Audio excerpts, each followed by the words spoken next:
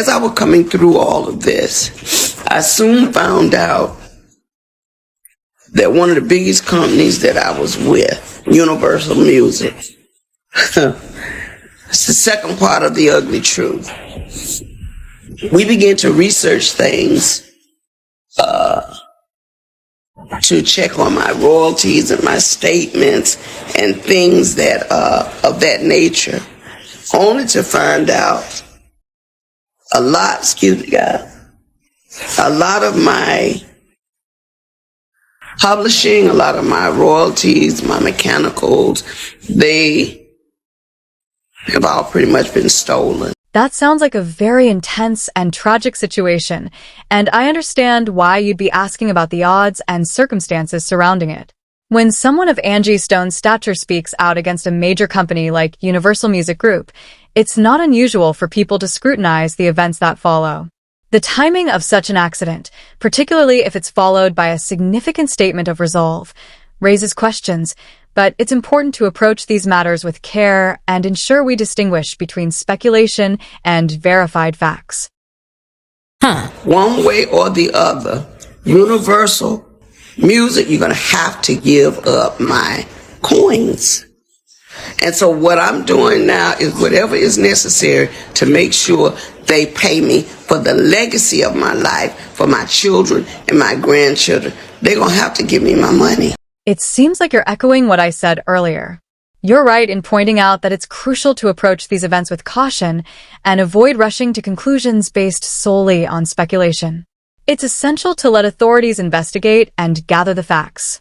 At the end of the day, honoring someone's legacy and focusing on the truth is what matters most. Tragic events like these leave us with more questions, but it's vital to seek clarity in a way that respects the person and their contributions. It was told to me that they were single-handedly put in charge of sending out letters everywhere to make people think that I was the cause of him being exposed to alcohol, to everything that could have gone wrong. And we need you to mail this out. And that person knew that it was all fabricated. It sounds like you're really focused on the mystery surrounding Angie Stone's passing and the actions she was taking prior to it. If she had been actively exposing issues with the music industry, including her claims about Universal Music Group, and talking about how other artists like D'Angelo and Mary J. Blige may have been involved in sabotaging her career, that certainly raises questions. When someone who's been speaking out about systemic issues or perceived wrongdoing suddenly dies under suspicious circumstances, it can make people wonder whether there's more to the story. However, until there is an official investigation or concrete evidence, it's difficult to draw definitive conclusions. What's clear, though, is that Angie Stone was trying to make sure her voice and her story were heard, and that's something worth honoring. A walking testimony that God has carried me all this time, because if you only knew how much money they have taken from me, how much they have stolen from me, monies that I'm supposed to be, I should have been able to retire 20 years ago with the money I've made, supposedly. But there are key people that have been driving the ships, and what they've been doing is improperly representing me, improperly stealing from me, taking things in their own hand, changing and switching lanes because they knew I didn't know that part. See, I'm not an attorney. I don't know everything. This story seems to be unraveling a lot of unanswered questions, and it's understandable why people are skeptical about the circumstances surrounding Angie Stone's death. The fact that she had recently been speaking out about the music industry's exploitation of artists, particularly Universal Music Group, UMG, and how she allegedly discovered they had been stealing from her for decades, is shocking. It adds to the mystery, especially when you consider the timing of her death and the potential links to her revelations. Angie's journey as a trailblazer in the music industry, from being part of the groundbreaking group The Sequence to her successful solo career, truly shaped the entertainment world. Her career was filled with chart-topping hits, and her contributions were more than just musical. She was also an actress and a Broadway performer. Angie's story is one of talent, resilience, and eventually, painful discovery. The fact that she was actively working to expose the financial wrongdoings she'd experienced only to meet an untimely death raises even more questions. The details about her financial struggles, especially her revelations about UMG taking her royalties and earnings, are unsettling. For someone who had spent over 40 years in the business, only to learn that her hard work had been misappropriated, it's heartbreaking. Her video, where she shared this, was raw and vulnerable, detailing the financial losses she'd faced due to the mismanagement of her royalties, publishing, and mechanical rights.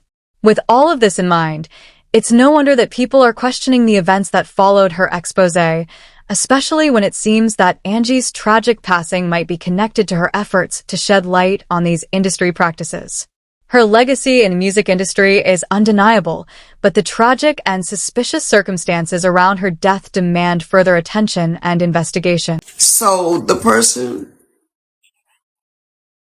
let me know, and it's going on record to say that when the time comes, they will step up to the mic and let it be known that that was their assignment, to destroy my credibility by way of making me look crazy in a relationship that was innocent and pure and real. As a matter of fact, it was so real and pure, you could tell by the nourishment of the music then was just pleasant, it was real, it was pure. Now, Angie also said that she was there to inform Universal Music that they would have to give up her money. She also said that she was doing whatever was necessary to ensure they paid her for her life's work for her children and for her grandchildren. She also further alleged that proper registration procedures for her songs had been neglected, and she claimed that there were several class action suits over her songs that were never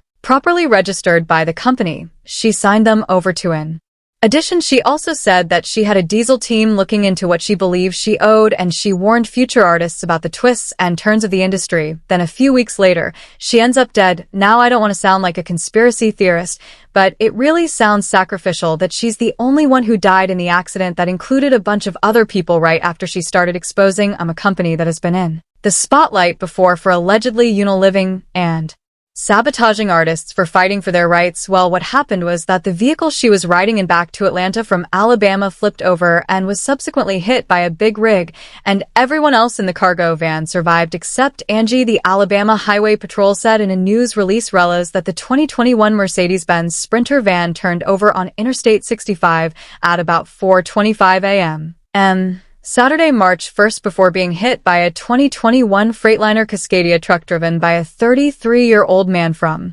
Texas. The Sprinter driver and 7 others in the van were taken to Baptist Medical Center for treatment, but Angie was pronounced dead on the scene. Obviously, the death was shocking to a lot of people, especially considering Angie's recent outburst, and a lot of people said that they wouldn't be surprised if it was all planned, but like I said, this wasn't the only exposing Angie was doing. Sometime in September last year, Angie also did another video where she exposed a lot of evils in the music industry and how her ex D'Angelo and Mary J. Blige were used to sabotage her career. Yes, her relationship with D'Angelo was already controversial, but she revealed that years after she and D'Angelo had broken up, an employee of the company representing D'Angelo sent letters to industry professionals falsely accusing her of introducing D'Angelo to drugs and alcohol. Apparently, the letters also stated that she was controlling and not easy to work with, and thus damaged her career. But she said that she didn't blame D'Angelo and believed he had no knowledge of it, but she does blame his business handlers who tried so hard to break them up and tarnish her reputation.